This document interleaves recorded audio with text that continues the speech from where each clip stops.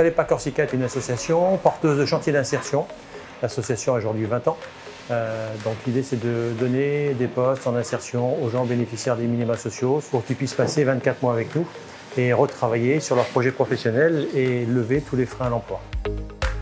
Donc la Fallait pas Corsica, c'est 7 activités. Donc, un garage associatif, un centre de mobilité, un atelier de récupération de meubles électroménagers, du bâtiment, des espaces verts, 2 recycleries, dont une spécialisée sur le bricolage, et un atelier dans lequel nous sommes aujourd'hui, qui est un atelier sur le recyclage du plastique. En fait, on collecte du plastique et on fait en sorte de pouvoir lui donner une deuxième vie. Donc en fait, l'idée c'est qu'on travaille avec des acteurs du tourisme, que ce soit des hôtels ou des campings, et ils sont là pour pouvoir nous aider à démontrer que le recyclage du plastique est important. Pourquoi? Parce que la Corse, in fine, quand vous jetez du plastique, ça va directement dans la Méditerranée, où les touristes se baignent.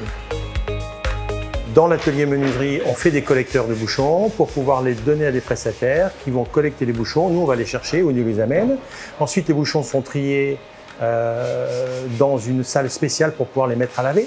Ensuite, on les sèche. Ensuite, on les retrie par couleur et par catégorie. Ensuite, derrière, on les broie. Une fois qu'on a fait de la paillette, ça permet effectivement de pouvoir avoir notre matière première. Et une fois qu'on a notre matière première, après, on peut les travailler pour faire des produits. Donc ça, c'est ce qu'on appelle la deuxième vie des produits. C'est-à-dire que notre matière secondaire à déchets devient pour nous notre matière première pour pouvoir globalement, après, derrière, travailler sur ces projets. On fait des décos Noël, on fait des mousquetons, on fait des jeux de dames, on fait des animaux totems et ainsi de suite. Après, on va pouvoir faire des plaques pour pouvoir faire des plans de travail du mobilier urbain. Et puis, on a vu aussi qu'on pouvait faire des bars. Et là, on est en train de construire un mobilier urbain, donc un banc. Mais après, l'imagination fait qu'on peut pouvoir faire des meubles, des chaises, des tables basses et ainsi de suite.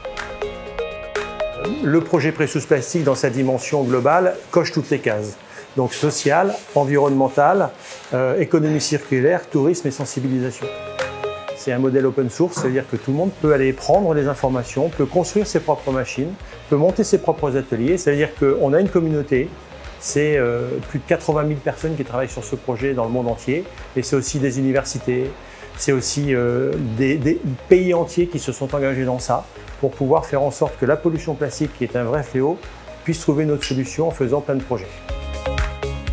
La difficulté majeure que l'on a, c'est pas de trouver le plastique, c'est pas de trouver les partenariats, puisque les gens sont extrêmement séduits par le projet.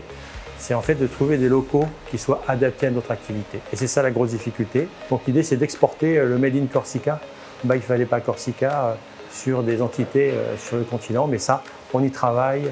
Soyons fous, mais demain, il pourrait y en avoir un par département sans aucune difficulté.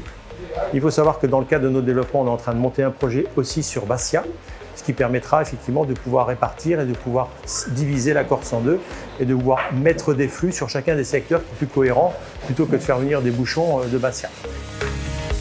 Être lauréat du trophée Horizon sur la partie économie circulaire, gestion des déchets est pour nous un aboutissement puisqu'en fait c'est 2 ans de travail qui aboutissent à une reconnaissance. Cette reconnaissance nous permet d'être positionnés en tant qu'acteurs sur le secteur corse mais aussi sur le secteur national. Donc on remercie ATD de nous avoir choisis en tant que lauréat sur le trophée Horizon, puisque ça nous donne une légitimité et une véritable évolution sur l'extérieur. L'idée, c'est de travailler avec l'ensemble des acteurs du tourisme en Corse. On en a quelques-uns, c'est pas suffisant, il faudrait que tous les hôtels, tous les campings, alors ça représente beaucoup évidemment, mais c'est l'objectif, puissent travailler avec nous et puissent collecter le plastique, et notamment le plastique dont on a besoin. D'autres objectifs, c'est toujours embaucher des gens bénéficiaires des minima sociaux pour les faire sortir de là, de créer des vocations pour qu'eux aussi peut-être montent des ateliers Precious Plastic, de faire venir des designers pour qu'ils travaillent aussi avec le plastique. Et puis c'est de créer une gamme de produits pour que cette gamme de produits puisse se retrouver dans les magasins pour pouvoir avoir le Made in Corsica, il Fallait pas Corsica.